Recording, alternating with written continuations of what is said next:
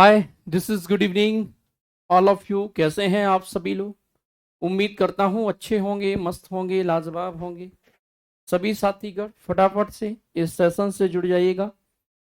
बहुत ही लाजवाब सेशन होने वाला है, बहुत ही एक तरफा सेशन होने वाला है। आप सभी से मेरा दरख्वास्त है कि चीज़ों को लेकर के बहुत ही अपनी प्यारी सी बुद्धिमत्ता के साथ जुड़ जाइए।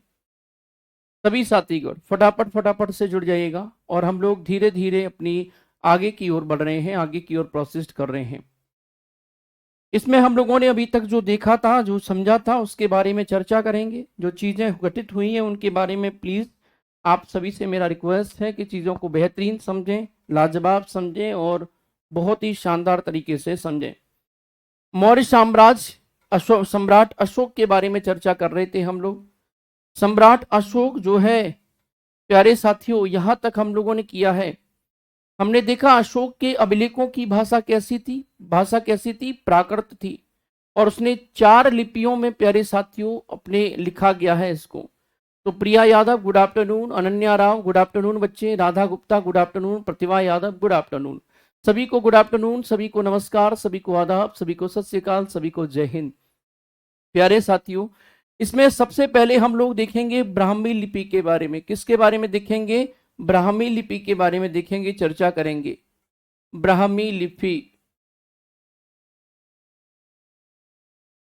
ब्राह्मी लिपि के बारे में चर्चा करेंगे और साथियों फटाफट फटाफट से चीजों को देखेंगे। क्या क्या चीजें यहाँ पर घटित हुई हैं ब्राह्मी लिपि में। ये सर्वाधिक भारत में मिले हैं, ध्यान रखिएगा, ये सर्वाधिक भारत में मिले हैं।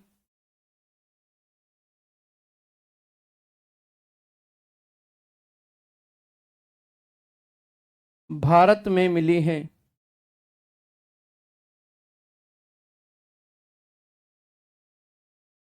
क्लियर है? कहां पर मिले हैं बच्चे? भारत में मिले हैं, ध्यान रखिएगा। और इसे बाईं से दाईं ओर लिखा जाता था। इसे बाईं से दाईं ओर लिखा जाता था। दाईं ओर लिखा जाता था।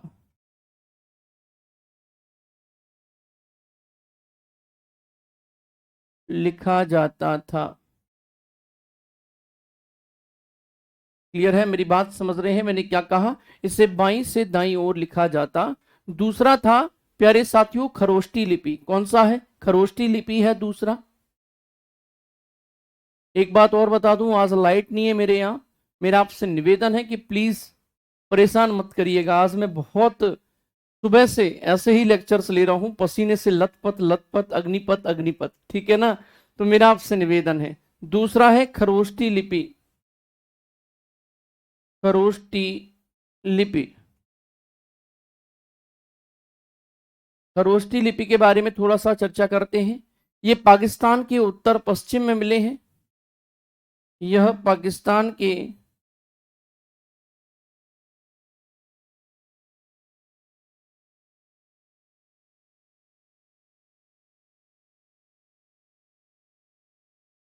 उत्तर पश्चिम में मिले हैं।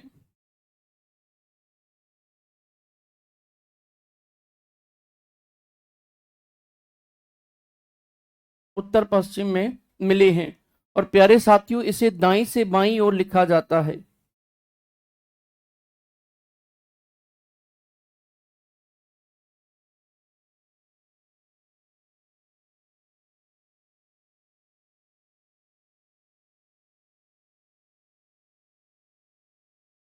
बाईं ओर लिखा जाता है।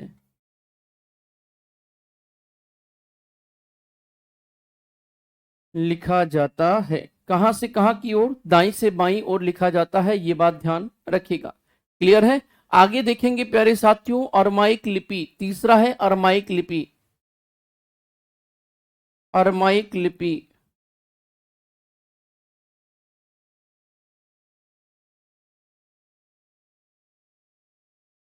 लिपि यह अफगानिस्तान में मिली है, ध्यान रखिएगा। यह अफगानिस्तान में मिली है।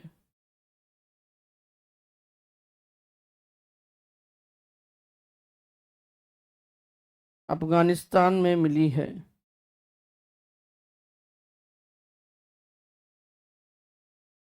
कहां पर मिली है बच्चे? अफगानिस्तान से मिली है, ध्यान रखिएगा। अगला है ग्रीक लिपि। ग्रीक लिपि।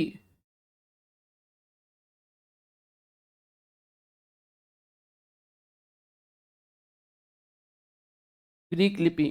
प्यारे साथियों, ये अफगानिस्तान के उत्तरी सीमा से मिली है। अफगानिस्तान की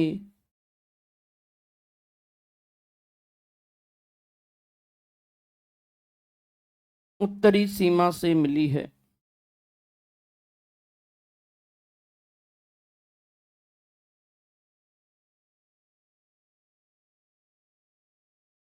मिली है।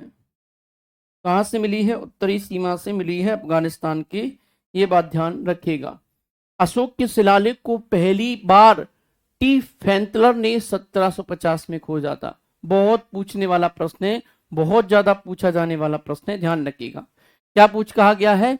अशोक के शिलालेख को पहली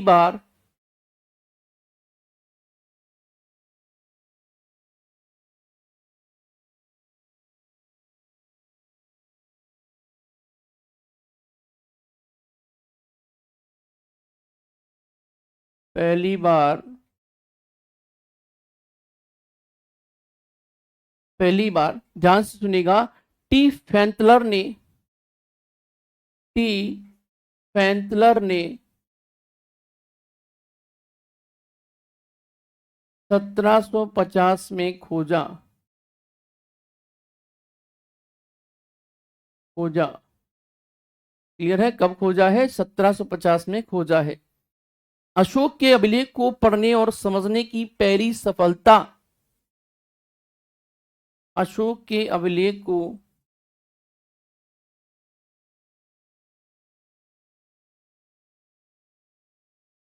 अभिलेख को पढ़ने और समझने की पहली सफलता, समझने की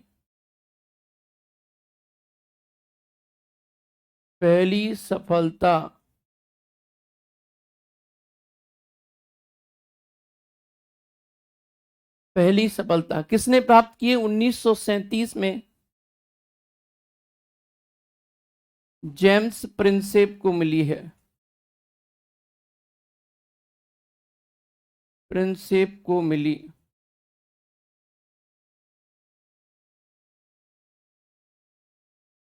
जेम्स प्रिंसेप को मिली। अशोक ने अपने अधिकतर अभिलेखों में, प्यारे साथियों, अपना नाम देवनाम प्रियदर्शी यानी कि देवताओं का प्रिय राजा लिखा है, ध्यान रखिएगा।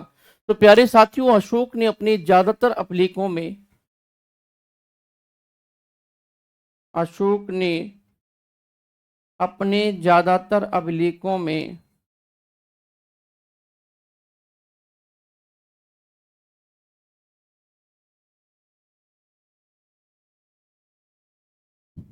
अभिलेखों में क्या किया है?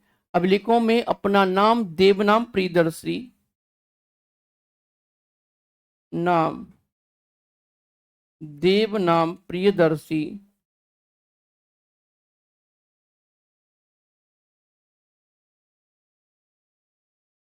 प्रियदर्शी, ध्यान से सुनिएगा, देवताओं का पसंद लिखा है।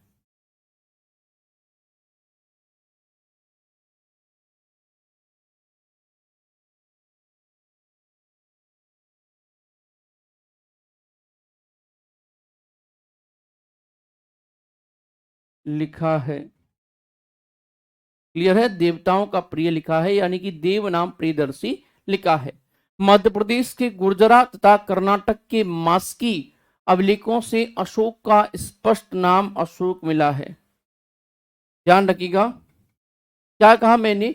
जहां मध्य प्रदेश के गुर्जरा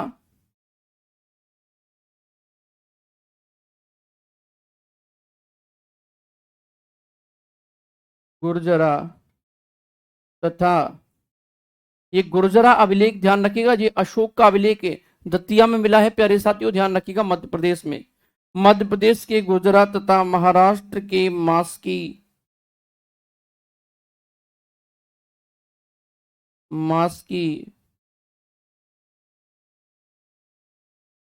अभिलेख से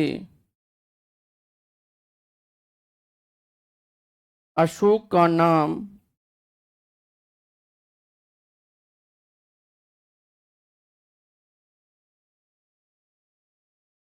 अशोक मिलता है।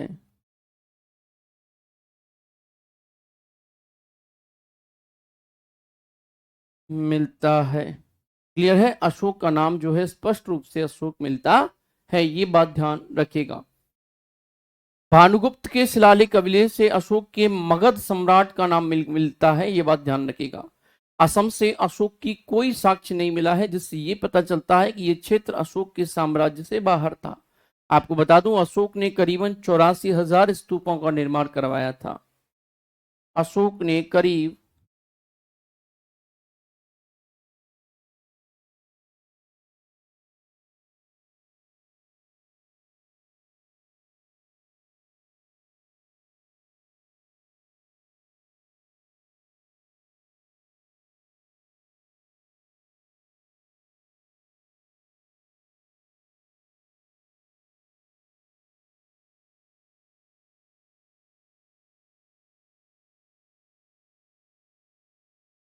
निर्माण करवाया था। क्लियर है। अशोक के शिलालेख को 3 भागों में बांटा गया है। ध्यान से सुनिएगा, अशोक के शिलालेख को 3 भागों में बांटा गया है। पहला है शिलालेख, ध्यान से सुनिएगा। दूसरा है प्यारे साथियों स्तंभ लेख, ध्यान से सुनिएगा।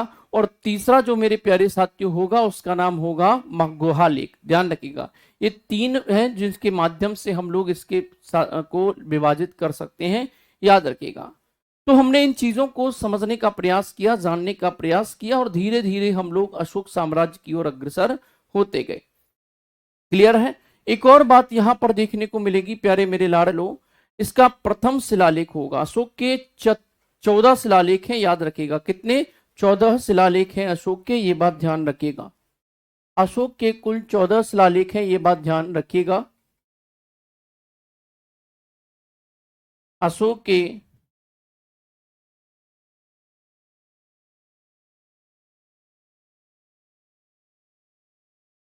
14 शिलालेख।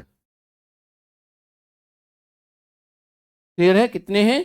कुल 14 शिलालेख हैं, ये बात ध्यान रखिएगा। ओके। इसमें देखेंगे पहला शिलालेख, इसमें अहिंसा पर बल दिया गया है। प्रथम शिलालेख में अहिंसा पर बल दिया गया है।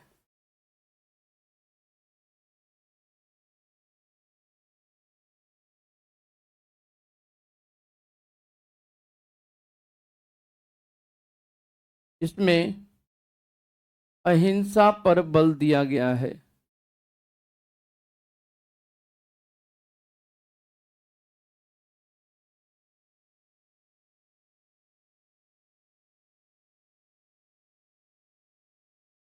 गया है। क्लियर है। और पशु बलि पर रोक लगाई है। और पशु बलि पर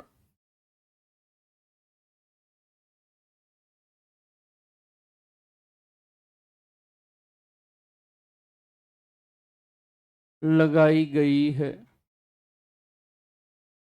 और इसमें कहा गया है कि सभी मनुष्य मेरी संतान हैं, और इस शिलालेख के माध्यम से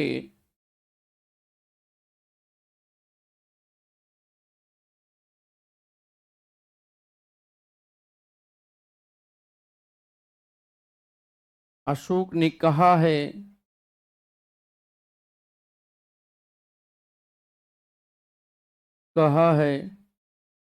कि सभी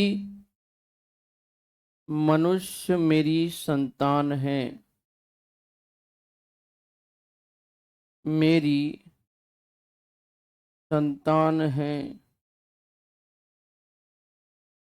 क्लियर है, क्या कहा है? सभी मनुष्य मेरी संतान है। क्लियर है, याद रखिएगा यहां से। दूसरा शिलालेख, इसमें पशु चिकित्सा की चर्चा है, ध्यान रखिएगा। दूसरा शिलालेख,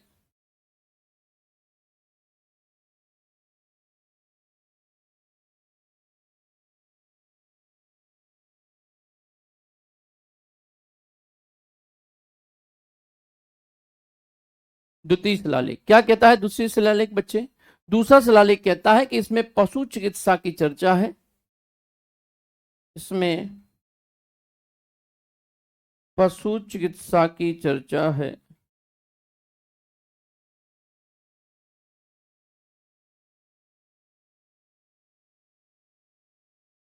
चर्चा है। क्लियर है? किसकी चर्चा है? पशु चिकित्सा की चर्चा है। ठीक है। और साथ में क्या है बच्चे? दक्षिण भारत के राज्य जैसे कि चेर, पांड्य, श्रीलंका, केरल पुत्र, सतीय पुत्र, इनकी भी चर्चा की गई है, ध्यान रखिएगा। दक्षिण भारत के साथ ही दक्षिण भारत के राज्यों की चर्चा की गई है।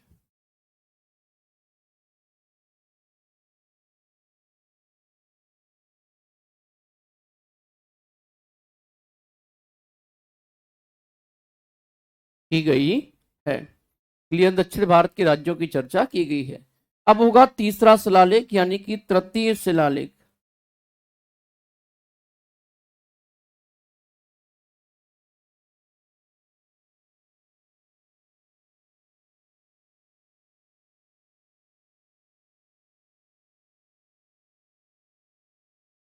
तृतीय शिलालेख, इसमें अशोक ने 3 अधिकार, राजक, युक्तक और प्रदेशक की चर्चा की है। 3 अधिकार अशोक ने 3 अधिकार,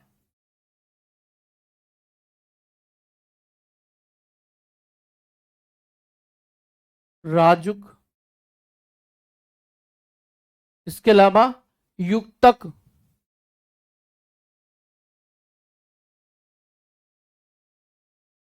एवं प्रदेशक की चर्चा की है।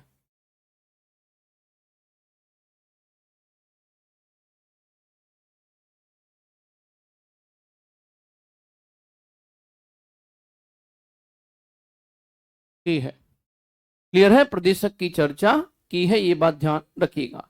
जो धम्म के प्रचार के लिए थे, अशोक ने इस शिलालेख में राजकीय अधिकारियों को आदेश जारी किया है कि वे हर 5वें वर्ष दौरे पर जाएं। ध्यान रखिएगा, दौरे पर जाने का मतलब क्या है? हर 5वें वर्ष जिन्होंने अपने अपने राज्यों की, अपने अपने राज्यों का विजिट करें, ये बताया गया है। ठीक है। क्या कहा गया है? अधिकारियों को क्या निर्देश दिए गए हैं? पूछिएगा बच्चे, अधिकारियों को क्या निर्देश दिए गए हैं? तो अशोक ने इस शिलालेख में राजकीय अधिकारियों को आदेश दिए कि हर 5वें वर्ष दौरे पर जाएं। इसमें अशोक ने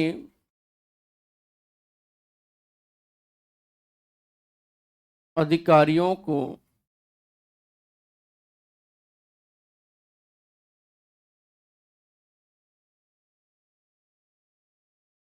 आदेश दिया है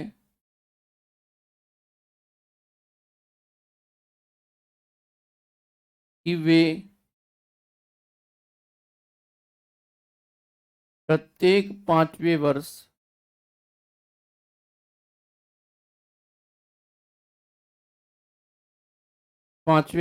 ध्यान रखिएगा, दौरे पर जाएं।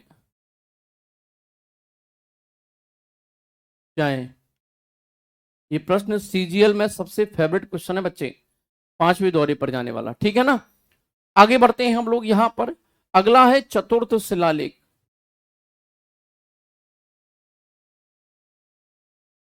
चतुर्थ शिलालेख, इस पर भी थोड़ा सा टीका टिप्पणी कर लेते हैं दोस्त। चतुर्थ शिलालेख क्या कहता है? इसमें भेरी घोष के स्थान पर धम्म घोष की नीति की चर्चा है। इसमें भेरी घोष के स्थान पर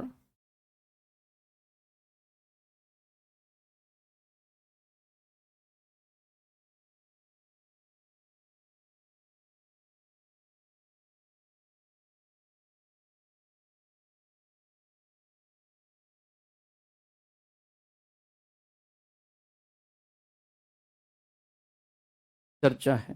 भेरी घोष के स्थान पर धम्म घोष की चर्चा है, यानी कि युद्ध के स्थान पर बौद्ध की,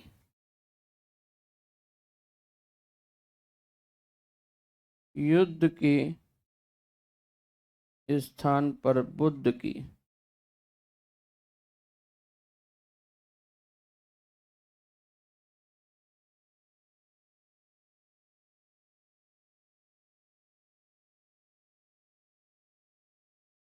चर्चा है। क्लियर है। युद्ध के स्थान पर बुद्ध की चर्चा इसमें की गई है। पांचवा शिलालेख इसमें धम्म महात्मात्र नामक अधिकारी की चर्चा है। पांचवा शिलालेख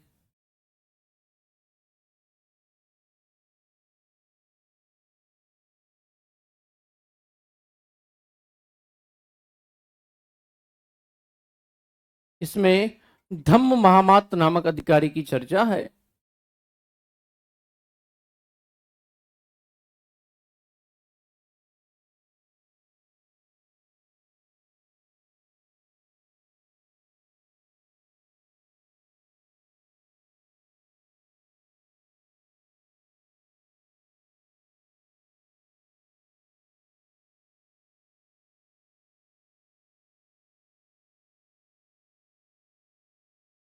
चर्चा है। क्लियर है। किसकी चर्चा है बच्चे? धम्म महामात्र नामक अधिकारी की चर्चा है, ये बात ध्यान रखिएगा। तो पांचवें शिलालेख में ये मिलता है कि धम्म महामात्र की चर्चा मिलती है, धम्म महामात्र नामक अधिकारी की चर्चा मिलती है, जो धार्मिक जीवन की देखरेख करता है। धार्मिक जीवन की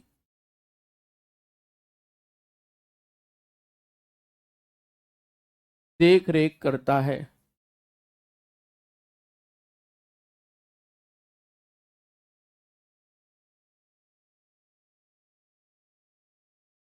देख रेख करता है। इसमें समाज तथा वर्ड व्यवस्था का उल्लेख है। समाज तथा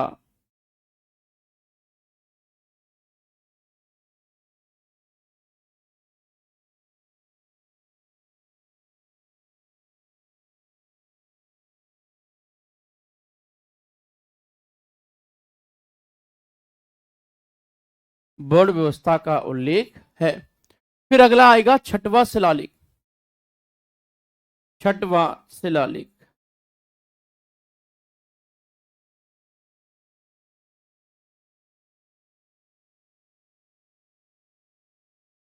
छठवां शिलालेख क्लियर है। इसमें आएगा छठवां शिलालेख, और इसमें अशोक ने कहा है कि मेरा अधिकारी जन कल्याण के लिए जब चाहे मुझसे मिल सकते हैं। ध्यान रखिएगा, इसमें अशोक ने कहा है, अशोक ने कहा है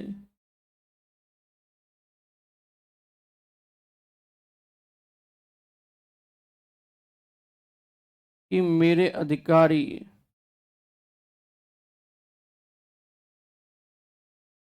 जब चाहे, नहीं, मेरे अधिकारी मानव कल्याण के लिए। किसके लिए बच्चे? मानव कल्याण के लिए या जन कल्याण के लिए?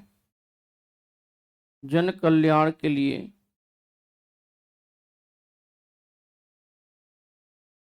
जब चाहे मुझसे मिल सकते हैं।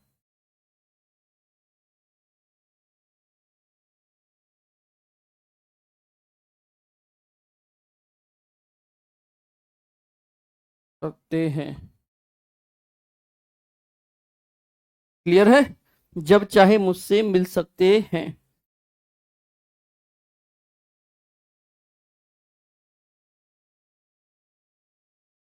बहुत गर्मी है यार। चलेगा। तो मैंने क्या कहा, इसमें कहा गया है कि अशोक ने कहा है कि मेरे अधिकारी जन कल्याण के लिए जब चाहे मुझसे मिल सकते हैं।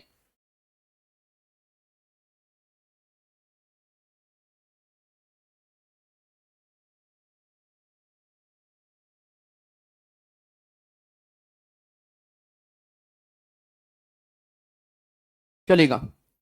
तो ये सारी चीजें हो चुकी हैं। इसके बाद क्या है बच्चे? सातवां अभिलेख, ध्यान रखिएगा। अच्छा, छठवें अभिलेख में ही आत्मनिरंतर संबंधी शिक्षा दी गई है। सातवां शिलालेख, इसमें अशोक ने विभिन्न धर्मों के आपसी समन्वय की बात की है। सातवां शिलालेख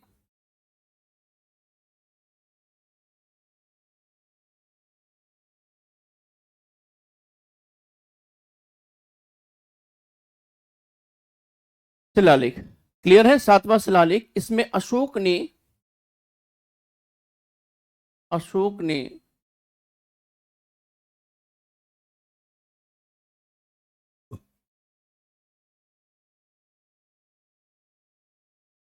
विभिन्न धर्मों के आपसी समन्वय की बात की है।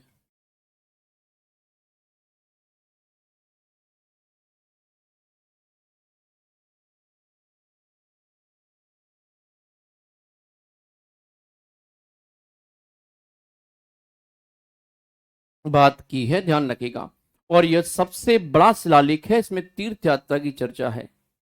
यह सबसे बड़ा शिलालेख है।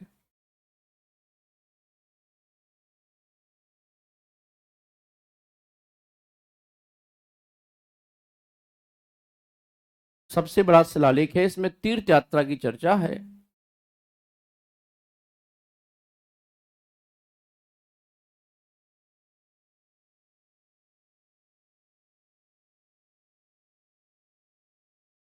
चर्चा है। किसकी चर्चा है साथियों? तीर्थ यात्रा की चर्चा है। आठवां शिलालेख, इसमें अशोक के धम्म यात्रा की चर्चा है। आठवां शिलालेख,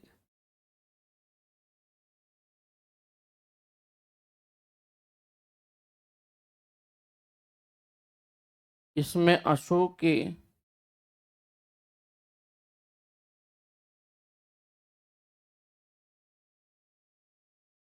धम्म यात्रा की चर्चा है।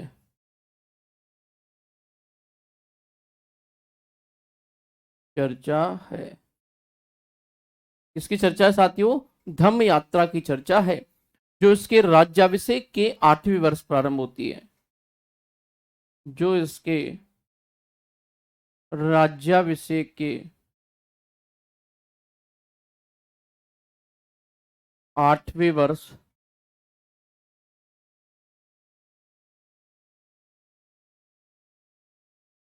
8वें वर्ष, ध्यान रखिएगा, प्रारंभ होती है।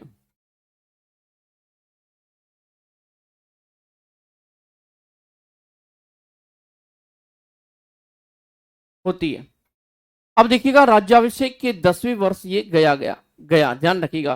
राज्याभिषेक के 20वें वर्ष ये लुम्बिनी गया। ठीक है। नवा शिलालेख, नवा शिलालेख,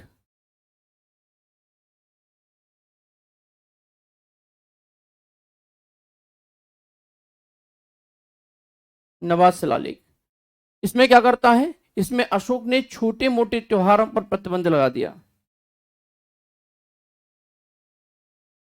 अशोक ने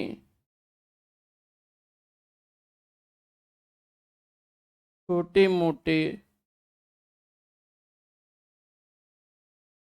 त्योहारों पर प्रतिबंध लगा दिया।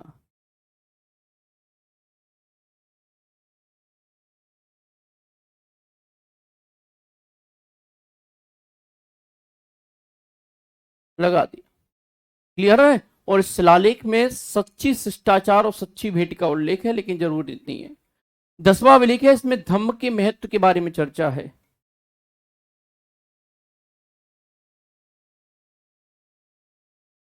10वां अभिलेख,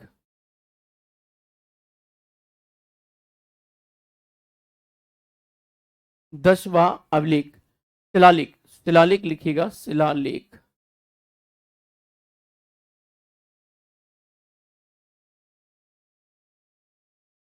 शिलालेख। प्यारे साथियों, इसमें धम्म के महत्व के बारे में चर्चा है। धम्म के महत्व के बारे में चर्चा है।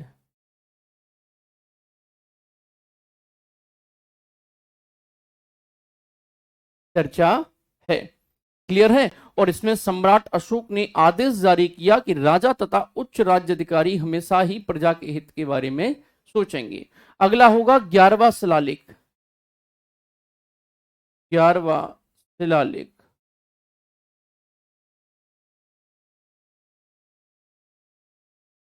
11वां शिलालेख क्या कहता है?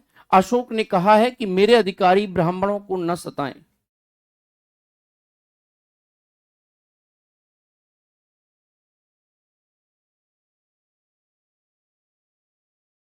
मेरे अधिकारी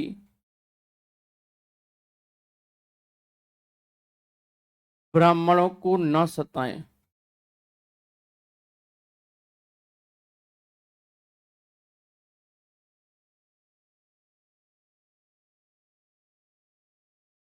सताएं। क्लियर है? ये 11वें शिलालेख में इसने बात कही है। 12वां शिलालेख, इसमें स्त्रियों की स्थिति सुधारने के लिए किया गया है, ध्यान रखिएगा।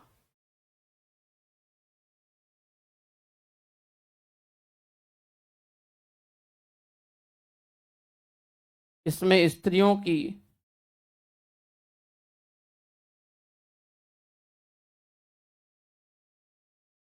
चर्चा की दशा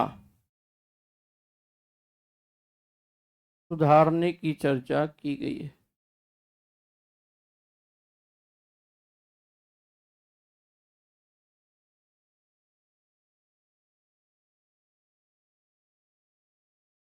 की गई है, ध्यान रखिएगा।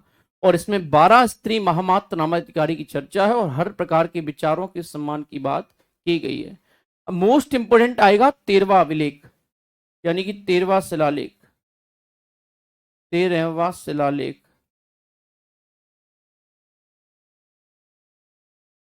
13वां शिलालेख, इसमें कलिंग युद्ध की चर्चा है।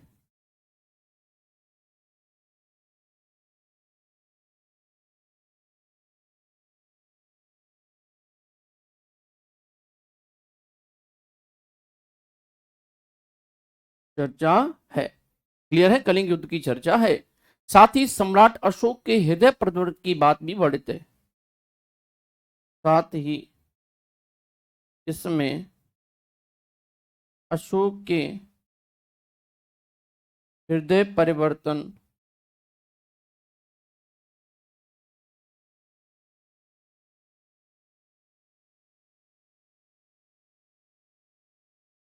की बात का भी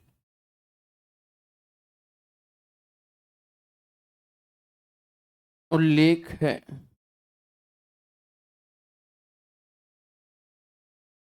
उल्लेख है, अशोक के हृदय परिवर्तन की बात को कहा गया है, याद रखिएगा।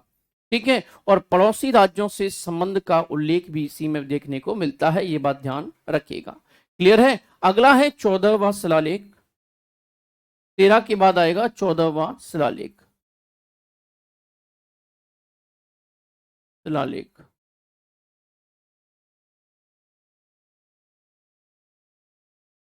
14वां शिलालेख, ये क्या कहता है दोस्त? अशोक ने कहा है कि मेरे ऊपर लिखे गए शिलालेख के अतिरिक्त बहुत से काम किए जो इसमें नहीं दिए गए हैं, इसके लिए लिखने वाला जिम्मेदार मैं नहीं। ठीक है, तो ये सारी चीजें कही गई हैं, ये बात ध्यान रखिएगा। अशोक ने क्या कहा? मैंने ऊपर लिखे गए शिलालेख के अतिरिक्त मैंने ऊपर लिखे गए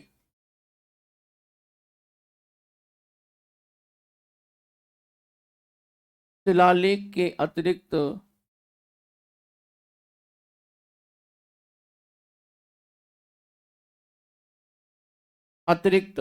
क्या कहा है बच्चे? बहुत से काम किए हैं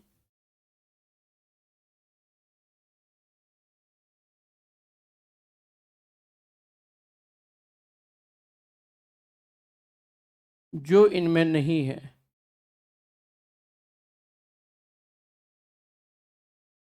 नहीं है, क्लियर है, याद रखिएगा। अशोक के कुछ शिलालेख कौन कौन से हैं? जैसे शाहबाजगढ़ी, ध्यान रखिएगा। ठीक है, शाहबाजगढ़ी, खरोष्टी, पेशावर, ये खरोष्टी लिपि में लिखा गया है और पेशावर पाकिस्तान में स्थित है, याद रखिएगा। मनसेहरा अभिलेख, ये खरोष्टी लिपि में लिखा गया है, हजारा जिला पाकिस्तान में स्थित है, ये बात ध्यान रखिएगा। ठीक है, धौली, ये ब्राह्मी लिपि में लिखा गया है, ये मैसूर राज्य में स्थित है। अगला है सुपारा, ये ब्राह्मी लिपि में लिखा गया है, ये थाने के पास महाराष्ट्र में स्थित है। अशोक के स्तंभ लेख यानी कि लघु लेख, स्तंभ लेख में पहला आएगा भाब्रू शिलालेख अभिलेख, यानी कि राजस्थान के भाब्रू अभिलेख में अशोक ने खुद को मगध का सम्राट बताया है। भाब्रू अभिलेख में इसने बौद्ध धर्म के त्रिरत्न बुद्ध, धम्म और संघ की चर्चा भी की है। अशोक के 7 स्तंभ लेख भी हैं, यानी कि लघु अभिलेख भी मिले हैं। रुमंदी अभिलेख, ये पाकिस्तान के कांधार से मिलता है, जो अरमाइक लिपि में है और सबसे छोटा अभिलेख है। ये एकमात्र अभिलेख है जिसमें अशोक ने प्रशासनिक चर्चा न करके आर्थिक क्रियाकलाप की चर्चा की है।